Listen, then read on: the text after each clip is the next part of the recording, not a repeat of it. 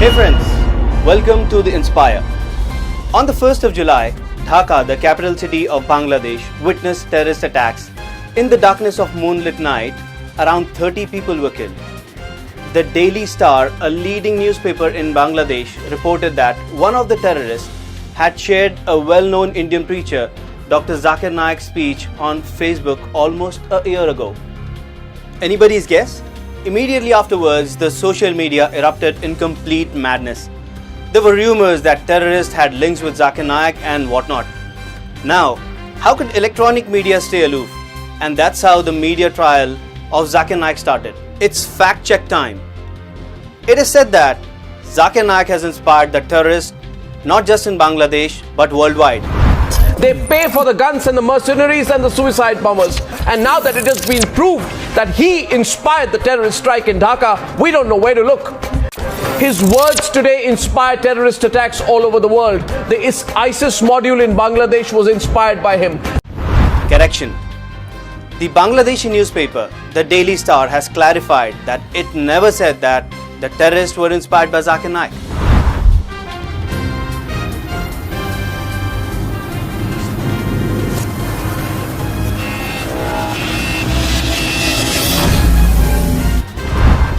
It is said that one among the 5 terrorists was a fan of Zakir Naik. In this fresh twist to the Dhaka attack, these youths who attacked the cafe in a diplomatic area in Dhaka are believed to have been influenced by the teachings of Zakir Naik.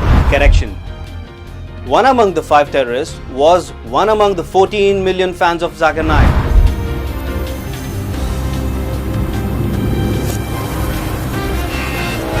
Of course, out of these 14 million, there could be a few black sheep as well. It is said that Zakir Naik urges Muslims to become terrorists. That every Muslim should be a terrorist. Correction. The statement is used out of context. Let's hear what he has exactly said. If a criminal sees a policeman, he's terrified. So for the criminal, the policeman is a terrorist. In this context, I say that every Muslim should be a terrorist.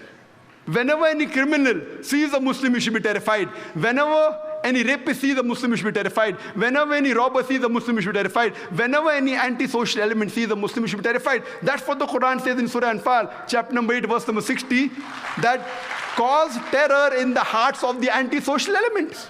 Those people who are killing wrong people, who are against humanity, Quran says, cause terror in their hearts.